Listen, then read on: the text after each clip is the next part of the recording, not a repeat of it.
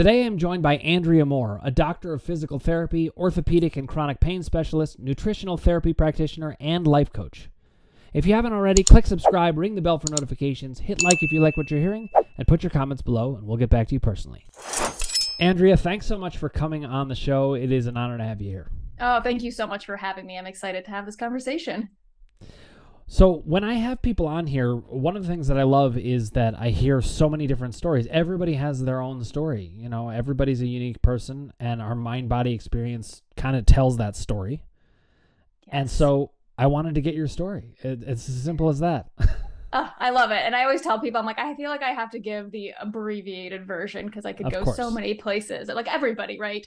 And yeah, so really kind of funny story about, I'll stick with the pain piece specifically, is that I was suffering from chronic pain for a long time without even realizing that it was abnormal or that other people weren't feeling it. For a long time, I thought I was everyone felt that, and I was kind of just being a baby.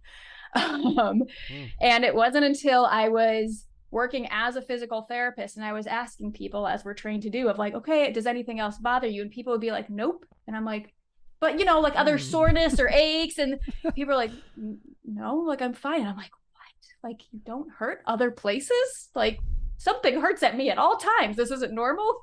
So it was kind of there. And I mean, it obviously bothered me like significantly. I just, again, didn't realize it wasn't a human experience, which I think is a good and a bad thing. But it was, so that definitely, and it was becoming more of a problem. So that definitely got me on my own journey.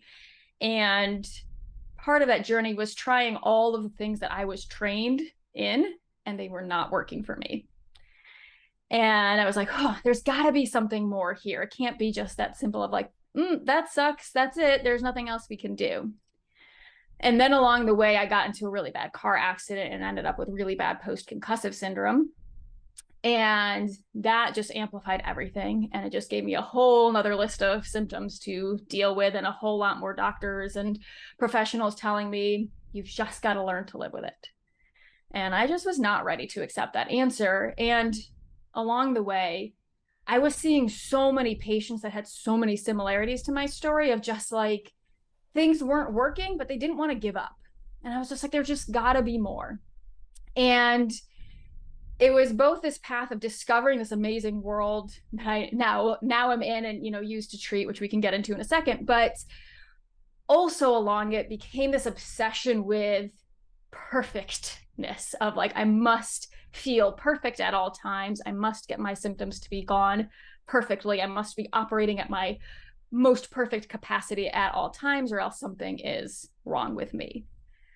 And that in itself became a problem and a massive barrier to my healing, which I later discovered, and now work with a whole lot of people on this exact issue of people who refuse to give up. They see that there's something there, but also this perfectionism about this obtaining a complete lack of symptoms in their body actually becomes the biggest thing that prevents them from healing. That is it in short. Hey, listen, you did a great job with that. I could tell my story and it could go for days, right. And I'm sure you could too. So this is really, there's many interesting things that my synapses were going like crazy as you were talking. One of them is the fact that you and I have a particular overlap that I don't actually often hear, which is basically people who specialize in the people who get stuck. Yes. There's a lot of people who, they know the mind-body thing and it does wonders for people, and it can open doors. But then what about the people who get stuck? And so you and I have this overlap, and it's going to be really interesting to put our heads together about what are we seeing in this. Yeah. So I'm looking forward to that, but I want to get ahead of myself. I first want to ask you, how old were you when you started hurting? And I also have to say, I'm totally fascinated by the idea that you experienced it as this must be normal. It didn't even occur to you. Well, so I have immigrant Eastern European parents. Oh, that explains it. Me too. I love that you're like, all right. So I would complain and they would be like, suck it up, you're fine. Like, my mom had KGB raids on her apartment. You can deal with a little joint pain, you're fine. So, and again, it's funny how I was like looking back now, I can actually see how that was actually a massive benefit in a really weird way, because I never fully feared my pain. I feared other things, but the pain itself was actually kind of normal. And that's not so common, I think, to not have the fear. That's one of the reasons I wanted to comment on it. I was like, wow. Yeah. So my sister remembers me complaining about my joints hurting all the time as a kid. Like I distinctly remember like growing pains, or that's what like my parents would call it. Like, suck it up, you're growing, you're fine. Like that's normal. Mm-hmm. It was really in college that I think I started having some inkling of like, is this normal? Is this not? Like I remember distinctly sitting, we had a class that was like a CPR first aid class, and we'd sit on the ground, and I could not ever get comfortable. And I just would notice that I was the only one constantly shifting and moving and just having trouble. And then I worked out a lot, and I would basically my like legs would give out going upstairs because I'd get these stabbing pains all the time and things like that. And I would just be like, oh, I just worked out super hard. I have super sore muscles. And then in PT school, like I could never sit through class. Like I'd have to sit in the back and stand up. So it was kind of this growing pain, but ever since I was little, like 6 or 7, probably, if not younger. Wow. And so then you got into the physical therapy field. Did you do that straight from undergrad? Or what happened with that? Literally straight from undergrad, as in I graduated from undergrad from University of Michigan, and 2 weeks later started at Medical University of South Carolina. So yeah, straight from undergrad. Wow. And did you have an inkling of why you were gravitating towards that? Did it have anything to do with this? What was that like? Nothing to do with it. Funny story in that. So my dad's a doctor, a medical doctor, and I kind of have a long history of that. My mom's a dentist, and I knew I did not want to do that. I was always really gravitated towards like more whole body, holistic side of things. And I was just like, I had a lot of negative experiences with doctors, like medical doctors up to that point. So I was like, it's not quite for me, but I love the body. But really, I did not want to work with people. And I learned that there was such thing as animal physical therapy, and I thought it sounded super cool. And the only one of the avenues in was becoming a physical therapist. So I literally went to PT school thinking like I would never work with people and would just like work on horses all day long. That never happened because it turns out I really love people. Wow. Just didn't know. Yeah. Well, I literally had all my hours in physical therapy, like, you have to do all the shadowing. We're literally all equine physical therapy, like hippotherapy. Like I literally, when I was in PT school, I'm like, what do physical therapists do? Like it was very unprepared, but it was great. That's hilarious. The pathway that we take in life. It was great. Okay, so now let's jump back to this mutual thing that we have about the stuckness of people involved in the situation as they're trying to get past mind-body issues. How did you come to discover that element of things? Yeah, so I was lucky enough that right out after PT school, during PT school, I heard about this clinic that was in Arlington, Virginia, that was very holistic. And I was like, I want to work there. So I went and worked there. And one of their requirements was that we had to do a residency program. So I was lucky enough to immediately within this residency learn about chronic pain and the latest pain neuroscience. And it just was so eye-opening because we did not learn about it in PT school. And so that's really, I had already been aware of it, obviously, because I wanted to go there in the holistic side in the first place. But it was really where I learned about the mindfulness piece and just the evidence behind it. I'm definitely very analytical and data driven. And I'm like, oh, that's really cool that there's all this evidence to support this. But I can never do it myself. I never had a meditation practice, could not do any type of mindfulness work.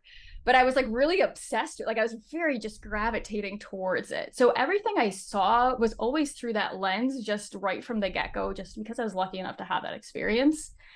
And yeah, I forget now your original question of where I was going with that. Well, it's funny. So did I. We're so just having a conversation that we were both able to forget that. Well, let me jump back into where I think I was going generally. I remember now. We were talking about the idea that, everybody discovers the mind-body world. And this was how you found your way in. We talked about this before the interview started, that I discovered it. I had 8 years of chronic everyday back pain, and I had no sense of a way out, and I was a therapist, so it's not like I hadn't considered that there was a mind-body component, but I was so misunderstanding what the mind-body component would be or how that would play out. Yeah. And then somebody, a chiropractor I was seeing at the time, mentioned Dr. Sarno, And I bought the book, and then I left it on my shelf for like 9 months. And Yes. it's interesting because here's another overlap that you and I have. You said you were very analytical and that you love the data and the proof. So do I. One of the reasons that my show and podcast is called Crushing Doubt is that I needed the very specific answers or I was never going to believe it. Yes. It Yes. sounds familiar, it sounds like. Oh my gosh. Yes, absolutely. Like, I'm like, I need a reason why you're asking me to do XYZ. Like, why do I need to sit on the floor and meditate when I could be going and accomplishing things and being productive? Like, give me a good reason, then maybe I'll do it. But right. Like, I need that. And that's, I mean, very much the women I see are just like, I need that, the reason, I need that to understand. And really, I think there's something that's just a personality trait and there's nothing wrong with that. And then there's the place of where does it edge too far into a need to control right and actually get in the way of things. But so I'm assuming from what you've said that you would describe yourself as a perfectionist of sorts, at least in some ways. yeah, and I always joked of like I was a perfectionist that didn't realize I was, because I would have described my life as a hot mess of like, I mean, you could probably just look at my plate. Like, I'm not like, I was never clean and like obsessive in that way. It was just perfectionist in ways of I wouldn't take certain risks. I was so scared to do anything for fear of failure type perfectionism, where I didn't realize that I had these standards I was upholding myself to, because I was like, but my life is a mess, or I show up late to places. So therefore I can't be a perfectionist. Yeah, so I was watching an interview that you did as I was brushing up for this interview, and you said this thing that the way I understood it anyway was this, that there's a difference between being perfect and being a perfectionist. You can be very not perfect, but still very driven towards perfection in some way. And that sounds like what you're describing. Yes, 100%. Yes. And I can relate to that too, because it's so interesting how tricky it can be to recognize these things in yourself. These traits can sometimes hide. Oh yeah. So they certainly did in me, where I'm to other people, I think I'm regarded as a very easygoing person. But inside myself, that's not exactly how it plays out. There are ways in which it does, but there's also ways in which I'm not even realizing how much I'm driving towards perfection. So let me shift gears now for a second, because what I want to hear now about is, how did you come to recognize perfectionism was getting you stuck? And then I assume that's kind of how you started to apply it to the people you were working with. Yes, very much so. Part of it was there. I mean, I feel like it wasn't this like aha moment of everything makes sense. And I always like to be clear about that, because I think that gets described like there are these moments where there's these big breakthroughs, but there's so much that leads up to that we often that goes unsaid, and I think is so important, especially when talking to perfectionists, because we keep waiting for that moment of perfection of where everything is just going to make sense. And like, I never really had that like tipping point. It's just been this slow discovery over time where things have just made sense. And a lot of it even in like retrospect. So a lot of it was around, I would say, first the meditation piece. There was a certain point where I had so much knowledge about how beneficial meditation was, and a complete inability to apply it for myself.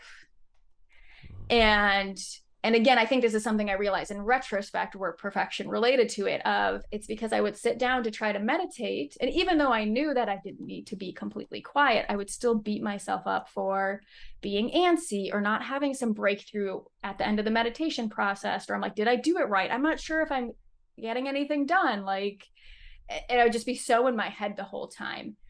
So often I would just avoid it. Like, I just wouldn't meditate. And then I would beat myself up for that too, because why not? And so I think there was that piece where it was that fear of doing it wrong was just leading to me not doing it, just total inaction. And then as I was working with a lot of this more embodiment type work, I was working with someone who, there was this particular like internal block that I kept working. It's like, I can't get into my body because there's something blocking. And it became this obsession with like, I need to get past this barrier. I must get through it. And like probably worked with it from a million different angles, a million different things. And it wasn't until someone basically gave me an instruction of like, what if you just allowed it to be there? Mm-hmm. And if it wasn't even a problem, that like things, just like a light bulb moment went off. And so many things that I learned all of a sudden made sense of like, oh, allowance. Like, it's okay if this is here. Like I had built this up to be something wrong with me. This is something that needed to be fixed. And it was just this realization of so many things that I was actively, like constantly working on were just this thing that needed to be fixed. And if I didn't fix it, then like I would be a failure, right? Like I couldn't be good enough. I couldn't get out in the world and do things. So yeah, long answer, but.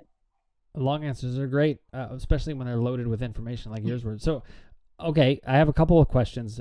I have so many questions about everything you said that I want to go in many different directions, but I will stick to one. So it sounds like one of the things that you're saying is that perfectionism can stand in the way of people getting better in part because it stops them from being able to take action at all, because it kind of paralyzes. And usually. I wanted to ask, is that the main way that perfectionism gets in the way, or are there many ways that you would describe? What would you say about that? I think there's many, because I think often what happens too is you'll see somebody, and I'm just as guilty of this, try something once and it doesn't lead to immediate results. So you abandon it. It's like, well, that didn't work. It's like, you mentioned going to a chiropractor. It's like going to a chiropractor one time and being like, well, you didn't perfectly fix everything, or I sat in meditation. How come all of a sudden I didn't have this perfect connection and breakthrough in my body? This doesn't work. So you kind of see this like abandonment of any benefit to something that doesn't yield like very clear results. So I think that's another way it presents itself. But then I think the other way is just making things wrong that are really just part of being a human. Like, oh, it's wrong that right now I'm feeling upset about XYZ, or it's wrong that I'm feeling overwhelmed, or like, oh my God, as a mom, this is such a great example of, oh my God, I kind of like really just want to get away from my kids right now. I'm so wrong for that. And it's like, no, it's called being human. Like we all just need a break sometimes, right? We make ourselves wrong and then use that to beat ourselves up and like, oh, I should be in this perfect motherly state at all times, or this perfect clinician state at all times. So yeah, I would say those are probably the main ones. It's a really great instructive thing, not just for how we can manage the mind-body situation, but just situations in general. If we're not letting ourselves be human beings, mm-hmm. and we're holding ourselves to such tight standards, we don't get to relax. I was just in a group meeting today, and I said, one of my group membership meetings where we talk through my column system, how to understand different moments in the mind-body experience. And somebody told me that I helped them with something, and there's times where I didn't even mean to help them in this way. It was mm-hmm. like I was just saying something that I thought was true, and it really helped. But what she said was, there was something very freeing. I basically, and it's similar to the moment you had, where I basically helped her to see, you actually have a different choice to make, where you could decide, I don't need to be any different than I am. Like that yes. was just like, that was a revelation to her. Mm-hmm. And you could see her just breathe much easier. Yes. Oh, I love that. Yes. So good. Absolutely. And I think for women, and I think this is true for a lot of men too, because I don't want to say that it's not, but I think for women especially, there's so many standards that like we don't even realize we hold ourselves to. And I think when it comes to perfectionism, and really perfectionism is just a blanket term for like, I kind of use it as a blanket term for so many things, where it's just also like societal programming and things like that. But that we make it wrong that we even want to be something different, or there's so much fear of letting go or stepping into what we know to be true because of we get scared of the implications. Yeah. Or that get scared of societal rejection. I love this idea of making it wrong. Like, because we sometimes don't realize that we're choosing a value system about our own experience, and we're constantly, and when I say we, I mean like human beings in general are doing this all the time. We're constantly making it wrong. We sometimes might make it wrong in terms of other people and be judgmental towards them, but we do it the worst to ourselves.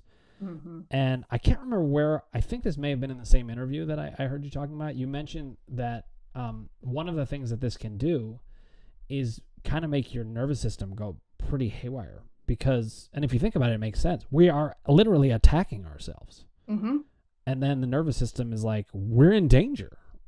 And if it's danger from within, we're in danger all the time. Yes. So how do you work with that with the people that you work with? Yes. I think one of the biggest things is, so a lot of people, I'm going to back up, a lot of the people that I'm working with, and I think it's great like to be on this podcast in particular, because it's like people that are already experienced with the mind body work. So they already kind of have this concept of like, ooh, safety in my body and finding nervous system regulation.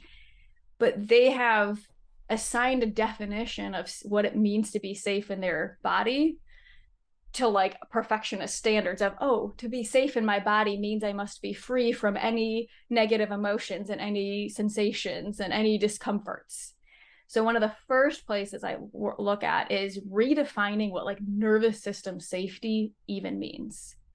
And so I just kind of made up my own definition of nervous system safety being something that is finding, like being able to trust that you can move through any emotion, sensation, whatever situation and stop.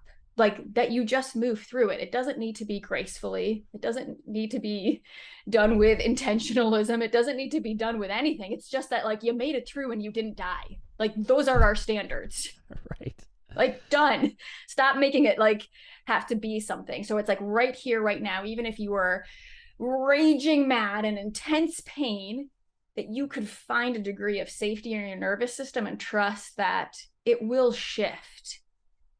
And not needing to shift in any certain time. It's just like, I won't die because I'm experiencing this pain. And usually with chronic pain, you have about 1 million data points to back this up. Because if you've been in chronic pain, you've been in a lot of pain and you're clearly made it through.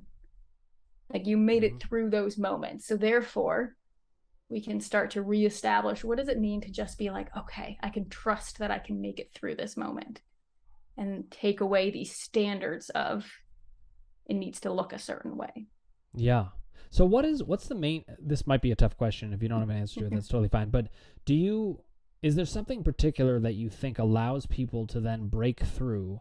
And I'm kind of comparing notes on this because I break people through on really 2 different levels that are different than most people I talk to in the mind-body field, if not all. One is the role of doubt, which is doubt is just when you are either fear is a form of doubt, confusion is a form of doubt, lack of certainty is just garden variety doubt, but even questions are a form of doubt. And I find that if people are hung up on any of these things, and in a way I'm thinking, oh, that's kind of a version of perfectionism now that I think about it. We have to have answers. And of course we do. But I think what you're talking about is if we can just relax that a bit, everything becomes a lot easier. So what are the main factors that allow people to relax in that way? I think, oh my gosh, I think there are a lot of things. And I love that. And I do think finding safety and letting go of control is huge. And I think one of that is helping people apply nuance and like learn that they can apply nuance, because one of the trademarks of perfectionism, or really, I mean, I think there's a fine line between what's perfectionism versus what's just a traumatized nervous system, and like what's somebody who's stuck in fight or flight or even freeze, but is this black and white thinking of like, oh wait, they told me I need to turn inwards for the answer and I shouldn't be searching for, outside clues. It's like, no, sometimes you absolutely should go read a book or consult an expert. And sometimes you should turn inwards. And it's finding the nuance and the allowing that it's not one or the other. Just like I always use the example of like, you're not like, okay, either I have to be awake at all times or I have to be asleep at all times. It's like you do both. This and is really, go ahead, keep going. I just think that duality is so hard for people to hold because they get so stuck in like, but I heard on this Instagram post that I was supposed to approach my pain this way. And it's like, well, I mean, yeah, sure, that's true for some scenarios, but sometimes you might need to approach it this way. Oh, I love that you're saying it. So one of the things that I tell people very frequently is everything's moment to moment. Yes. And so what that means is you can't have one answer for everything. Yeah. My system is designed to develop many different answers because we have many different moments. Now, interestingly, one of the moments that I describe seems to run counter to what you're saying, but actually I think runs right with it. And it's this. Sometimes I run into people who are so paralyzed by nuance that they can't settle into a decisive take on something. So I actually have this I call it an action step where people dip into black and white thinking. So many times we've got to get free of black and white thinking, and then other times it's the shades of gray that are paralyzing us. So I think, and by the way, this can happen within the same person. Totally. In the same day, in the same hour. I love that. And I love that you brought that in because absolutely, like, you're so right. And that is the nuance, right? Of like, exactly, right. Yeah. I think what it always comes down to is like, how I'm operating, is this serving me right now? Like, yeah. Getting stuck in this gray, is this serving me? Or do I just need to freaking make a decision? But I love the way you highlighted it there was really perfect because I'm saying, hey, don't get stuck in nuance. And that is nuance. Right. Like you have to be nuanced in that way, and you have to know that different moments are going to be different. So let me describe one other thing in my work because I'm just trying to kind of think about how my work and your work, because I think we have a lot of overlap by nature because we're looking at the same problem in a way. Mm-hmm. So one of the other things that I find gets in the way of people getting better in my way of thinking is something that I call power. And it's whether people feel comfortable in their relationship with themselves. Are they able to do the things they need to do and just be themselves? And I think that has a lot of overlap with what you're describing so far, because when you get people to relax that perfectionistic standpoint, I think in some ways it is partly doing that. It's saying, yeah, I get to just be me. But I wondered if you could just comment on that. Yes, hugely. I think that is huge and so important because I would say that is probably one of the biggest barriers to relaxing the perfectionism, is because for I think a lot of people, either consciously or subconsciously, they know that if they relax it, they will just be themselves. And that can feel like the ultimate threat for some people. Yeah. Because they maybe have been told their whole lives that being themselves is not okay. And absolutely. And not only that, but if they are themselves and then they get judged. Exactly. I mean, to me, yes. This is what the power column is all about. It's the fact that we are afraid to find out what people will think about us if we're really ourselves. Oh, so good. Yes. That hangs over people's head a lot, and it can lead to just major symptoms. So I want to ask you a question though. So I have two daughters, no sons. So I'm the only man in the house, and I think about women and like what's happening for them so much more than I did when I was growing up. I grew up in a family where like my mom's side of the family was particularly close, and it was 6 boys, no girls at all. Now I live in a totally different world. But your specialty is not just with perfectionism. As I understand it, you also primarily work with women on this. Is that right? I do, yeah. And what do you see in relation to women specifically, and how they've internalized this kind of experience, or maybe do you find that they struggle with it more than men as you look at it? I would say I think the more men I've talked to, the more I see the same overlap, but I still think it shows up in women probably more commonly. Is that I mean, I don't know where your take is on this, but I mean, there's, research that shows that trauma can get passed down through the DNA, or that our DNA can hold, sensitivity to certain things. And for women historically, not that far historically, it's been unsafe to step into their power. Like women didn't even have access to having their own bank accounts until like the 70s or 80s. So it's like they were reliant. Mind-blowing. Right? But it's true, like, yeah. Yeah, like they literally were, and I mean, I wish I had dates at the top of my head. I totally don't. But look, within like like living generations lifetime, like women couldn't get a house on their own, like they couldn't start a business on their own. And so it's like to step into their power is literally could be like life threatening, because historically it's like that could mean either you're shunned from your society and or you're kicked out, or it's like if you got rejected for being yourself, you might not have access to resources. Wow. I feel kind of silly saying it, but there's a way in which I think being a man in society, you forget certain things, or maybe don't know certain things, or never had reason to think about it, which is a sad commentary. But when I do think about that, it does make sense. You know, there's a greater lack of safety when you're not sure if you're going to have access to your resources. And this is just, you're shedding light on lots of stuff, and I love the conversation we're having. I feel like we need to have more of a conversation, but this is a great start.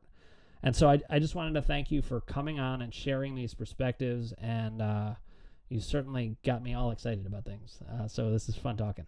Oh, I love it. Thank you. This was such an awesome conversation. All right. Great having you. Yes. Thank you so much. That was very exciting to talk to someone else whose specialty is stuckness. I always love talking to people in the mind-body field because we have so much overlap, but there's something particularly pleasing about the fact that Andrea and I work in the same space of, but what happens when you get stuck?